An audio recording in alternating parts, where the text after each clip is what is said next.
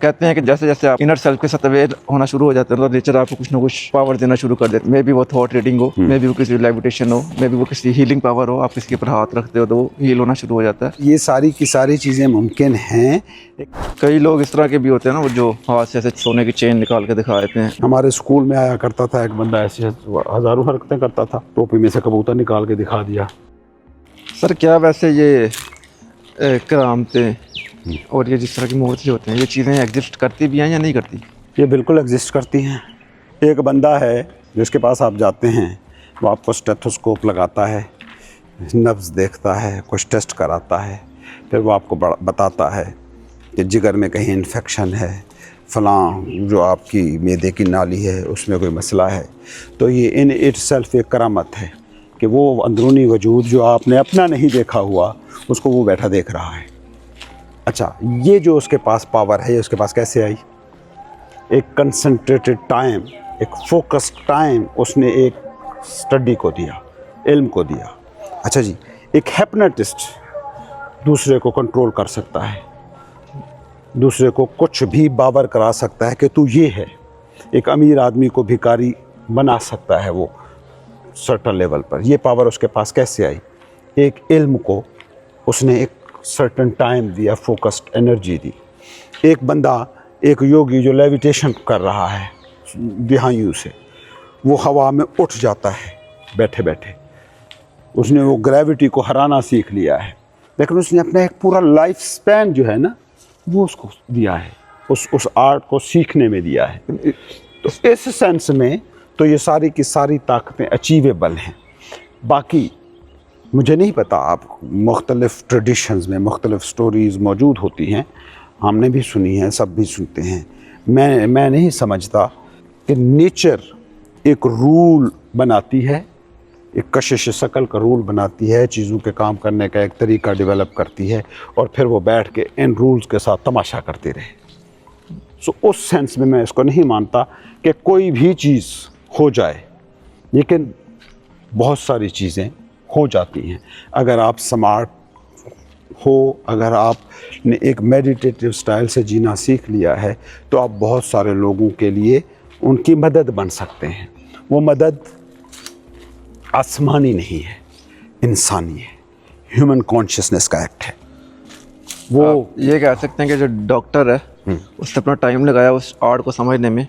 Basically देखने में तो वो मौजूद है, लेकिन लगता है कि उन्हीं की को लॉजिकल समझ में आता है दिमाग को। हाँ। मगर जो लेविटेशन है वो दिमाग को समझ में नहीं आती। आपने करके नहीं देखी ना लेविटेटर थोड़े हैं, डॉक्टर ज़्यादा हो गए। मगर आप लेविटेशन करने वाले दुनिया में मौजूद हैं। मतलब आप even you can see on Tibet के ये योगियों की बनाते हैं, थोड़ी बहुत मैंने क्लिप्स ऐसे देखे हैं, लेविटेशन करने वाले मौजूद हैं। मतलब हिप्नोटिस्ट तो मौजूद हैं, ये तो चलो आपने देखे हैं।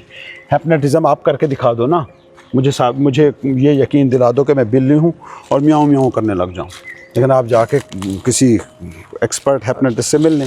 अच्छा, इसमें ये भी कहते हैं कि ये सारी शोबाजी है और जो वीडियोस हम देखते हैं वो भी क्रिएट की होती है। ये भी हो सकता है। मैं खुद वीडियो एडिटर हूँ तो मुझे इस चीज़ का आइडिया है कि ये चीज़ कैसे पॉसिबल है। ये भी हो सकता है, लेकिन हिप्नोटिज्म, टेलीपैथी, ये तो साइंटिफिक उलूम की सफ़ में है अब। मतलब माहिरीन नफ्सियात और ये उस पर अपनी प्रॉपर राय रखते हैं। उस इल्म की बाकायदा उस इल्म पर किताबें लिखी जाती हैं और वो आपको समझ में आ सकता है। मुमकिन है ये चीज़ें, मगर मुमकिन है ये सारी की सारी चीज़ें मुमकिन हैं, लेकिन ये मावराए इंसान नहीं है। इंसान जब ख़ुद के लिए मुकम्मल तौर पर दस्तयाब हो तो ये ऐसी बहुत सी चीज़ें मुमकिन हैं। मेडिकल में एक टर्म इस्तेमाल होती है ना, प्लेसिबो। मतलब दवाई नहीं खिलाते, दवाई की जगह पानी और शुगर ही खिला देते हैं और कहते हैं कि ये नई तरीन इस बीमारी की जदीद तरीन दवाई आई है, उसका एक प्लेसिबो इफ़ेक्ट पड़ता है, मरीज़ ठीक होना शुरू हो जाता है।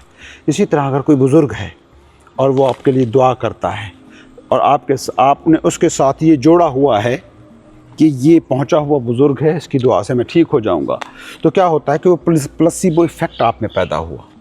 मैं बुनियादी तौर पर कहना ये चाहता हूँ कि ये इंसानी डोमेन की चीज़ें हैं, ये मावराए इंसानी सलाहियत नहीं है। और इंसान बहुत पावरफुल चीज़ है, इसे अगर अपना शऊर आ जाए, इसे अगर अपनी आगही मिल जाए, ये सबसे बड़ी पावर यही है। और इस इसका हुस्न ये है कि जब ये ताकतें आपको मिलती हैं तब ये ताकतें नहीं लगती, ये लॉजिकल साइंस लगती है। लॉजिकल साइंस लगती है आपके लिए रोज़मर्रा के। आपको बंदे का उड़ना मौजज़ा लगता है, मज़े की बात नहीं है कि एक छोटा सा कौवा आपके सामने उड़ी जा रहा है, तो कौवा क्या कहता होगा कि ये देखो मैं मौजज़ा कर रहा हूँ। यार बंदे का उड़ना तो अब भी मौजज़ा नहीं लगता, कि एक टाइम पे लगता होगा, इंसान उड़ नहीं सकता। आपने एक सर्टन वे से उड़ना सीख ही लिया है, हमने सीख लिया, तो अब ये मौजज़ा लगता नहीं। और ये हालांकि भी है इन itself साइंस को देखें ना, साइंस के पूरे सफ़र को सारे मौजूद से भरी हुई है। मतलब आप यहाँ बात कर रहे हैं, अभी आप एक चीज़ को रिकॉर्ड कर रहे हैं, कल ये पूरी दुनिया में लोग सुन रहे होंगे। वो बात जो आपको सुनाने के लिए आज से 200 साल पहले कम से कम 10 साल चाहिए थे, यहाँ से जाके आप अफ्रीका के किसी बंदे को ये वाली बातें सुना के आए। अच्छा, कुछ मज़हबों में ना, इवन मेरे ख्याल में इस्लाम में भी होगा शायद, इस्लाम में, हिंदुज़म पुराने में, और इवन बुद्धिज़्म में तो खास कर कहा जाता था कि अगर इस तरह की पावर्स आपके सामने आती भी हैं, मतलब वो कहते हैं कि जैसे जैसे जैसे आप इनर सेल्फ के साथ अवेयर होना शुरू हो जाते हैं, तो नेचर आपको कुछ ना कुछ पावर देना शुरू कर देती है। मे बी वो थॉट रीडिंग हो, मे बी वो किसी लेविटेशन हो, मे बी वो किसी हीलिंग पावर हो, आप किसी के ऊपर हाथ रखते हो तो वो हील होना शुरू हो जाता है। लेकिन इन पावर्स का गलत इस्तेमाल ना करो, क्योंकि अगर नेचर आप पावर दे गलत सकती है, इस्तेमाल जो कर सकता है ना, उसके पास ये ताकत होती ही नहीं, आती ही नहीं है, नेचर देती नहीं है। आती नहीं। नेचर कुछ बैठी बांट नहीं रही। आप एक विजडम एक सर्टन सतह पर रहते हुए पैदा कर सकते हैं। अगर आप सलीमुल फितरत नहीं हैं, आप बाई स्टेट सही हालत में नहीं है ना, तो उस विजडम के, उस पावर के आप हकदार ही नहीं बन पाते। तो वो आप गलत तरीके से इस्तेमाल कैसे करोगे? आप वैसे हो जाओगे जब वो ताकत ही बेताकती बन जाए ना, फिर उस शख्स के लिए वो दस्तयाब है। बिलाशुबा बहुत सी ताकतें दस्तयाब हैं, बहुत सी ताकतों को तो हम साइंटिफिकली एक्सप्लोर कर रहे हैं ना। जो रेज़ हैं आपके इसमें फ़िज़ा में, जो इलेक्ट्रॉन, जो न्यूक्लियस में, न्यूट्रॉन में जो मौजूद एनर्जी है, आप टैप कर पा रहे हो ना, अब जाके आप एक्सप्लोर कर पा रहे हैं उनको। कुछ रिलीजन में इस तरह से भी कहा जाता है कि अगर आप पास पावर वगैरह आती भी है ना, आती नहीं है, आपने एक सर्टेन स्किल हासिल कर ली है। नहीं, मज़ाहिब तो कतई नहीं कहते। हाँ। मतलब मैंने आज तक किसी मज़हब में ये कंसेप्ट नहीं देखा कि आप कुछ खासी बातें कर लो तो आपको उड़ने का इख्तियार मिल जाएगा। ये कहानियाँ मज़ाहिब से जोड़ दी जाती हैं किसी न किसी बहाने से। अदरवाइज़ मज़ाहिब को जो खालिस सतह पर ओरिजिनल टेक्स्ट्स को अगर आप पढ़ लें ना, तो वहाँ ऐसी किन्हीं ताकतों का जिक्र नहीं है। इसलिए मज़हब को इसका रेफरेंस पॉइंट नहीं बनाना चाहिए, मेरा ख्याल है। अच्छा, क्योंकि मज़हब के नाम पर बहुत कुछ दुनिया में होता रहा है। एक पावर जब आती है ना, एक इन्फ्लुएंशियल थाट इज़म जब आता है ना, वो लोगों की एक बड़ी तादाद को मुतासिर करता है। मज़ाहिब ने लोगों की एक बड़ी तादाद को मुतासिर किया है। बेसिक जो फील्ड ऑफ मज़हब है ना, वो आपकी इनर लाइफ है, उसको पुरसकून होना चाहिए। ये मज़हब का बेसिक मकसद है। कई लोग इस तरह के भी होते हैं ना, वो जो हाथ से ऐसे सोने की चेन निकाल के दिखा देते हैं, अब उसका भी लिंक मज़हब से ही कर देते हैं कहीं ना कहीं। मुझे हिंदुइज़्म में ज़्यादा मैंने देखा है। हाँ, उसकी वजह है ये है ना कि उस थाट के ख़रीदार वहीं पर मिलेंगे। हालांकि वो नज़र, क्योंकि हमारे ज़माने में जो मजहबी जहन है ना आज के दौर में, वो तोहम परस्त है। अंधे अकीदे की वजह से उनकी रीजनिंग फैकल्टी, उनकी दानिश, वो सब कंप्रोमाइज़ हो चुकी है। इसीलिए मज़हब बेजारी की एक पूरी लहर है जो आप पूरी दुनिया में देखते हैं। मज़हब को चैलेंज किया जाता है, रैशनल कहा जाता है, लॉजिकल कहा जाता है। और जो इतराज़ कर रहे हैं, अगर आप उनको गौर से जाके सुने तो उनके इतराज़ में बड़ा वज़न है। वो जब बात करते हैं वो ज़्यादा लॉजिकल लगते हैं, बजाय इन मजहबियों को जो मजहबी बैठे डिफेंड कर रहे हैं, उनके मुकाबले में उनका जो लॉजिक है वो ज़्यादा स्ट्रॉन्ग है। अब ये मज़हब का कसूर है नहीं, मज़हब ना बहसें जीतने आया था, मज़हब ना आपको आसमानी ताकतें देने आया था।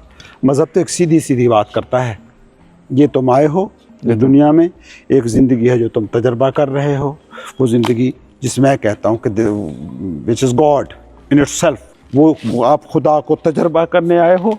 वो तजर्बा जो है आपका, वो हसीन होना चाहिए, वो मेयारी होना चाहिए, वो पीसफुल होना चाहिए, वो ब्लिसफुल होना चाहिए। आप अज़ियत ज़दा धुंधला ना करो। एक फ़िल्म आप इस दुनिया में देखने आए हो, वो फिल्म जिसके डायरेक्टर भी आप खुद ही हो, उस फिल्म को हसीन होना चाहिए, सुपर हिट होना चाहिए, फला फिल्में मत बनाओ। ये तो आम फिल्म इंडस्ट्री वाले कहते हैं ना, हर डायरेक्टर फिल्म बनाता है तो सुपर हिट बनाने की कोशिश करता है ना। अगर आप फ्लॉप फिल्में दे रहे हो ना, ये फ्लॉप फिल्में देना बंद करो। ये सिंपल सा एक मज़हब का काम था। मज़हब का काम ये नहीं था कि किसी को हवा में उड़ा दे, किसी को पानी पे तैरा दे। ये उसकी डोमेन ही नहीं है। ये बाद में ये भी समझते हैं कि ये बाद में आपने ना क्या किया कि वो जो जादूगरी की पुरानी रस्म चली आ रही थी ना, उसके साथ आपने खुद को नत्थी कर दिया। इस मजहब को ना उसके साथ जोड़ना शुरू कर दिया। सौदा बिकता है ना। अब मजहबी महफिल ये होती है ना, ये जो आप बता रहे थे कि हिंदुस्तान में ऐसा होता है कि मजहबी इज्तिमा है और वो चेन निकाल के दे रहा है, शोबदाबाजी कर रहा है। हमारे स्कूल में आया करता था एक बंदा, ऐसी हज़ारों हरकतें करता था, टोपी में से कबूतर निकाल के दिखा दिया और पता नहीं क्या क्या करता था, बाद में बताता भी था ये कोई रियलिटी नहीं है, ये आँख का छलावा है, मैंने तुम्हारा साथ गिमिक किया है। वो उस हिंदू गुरु से ज़्यादा ईमानदार बंदा था जो ये कह रहा है कि नहीं, ये भगवान ने अभी चेन दी है, मुझे निकाल के इसे दी है। हाँ, ज़ाहिर बात है उसने एक स्किल सर्टेन टाइम में हासिल की है। बेसिकली पावर के पीछे मत भागें, और अगर आपको लगता है आप पावर हो, आप खुद ही पावर हो, किस के पीछे भागोगे? जो मतलूब है वही आप हो, तो भाग के उससे दूर ही जाओगे। जितना भी जाओगे उससे दूर ही जाओगे।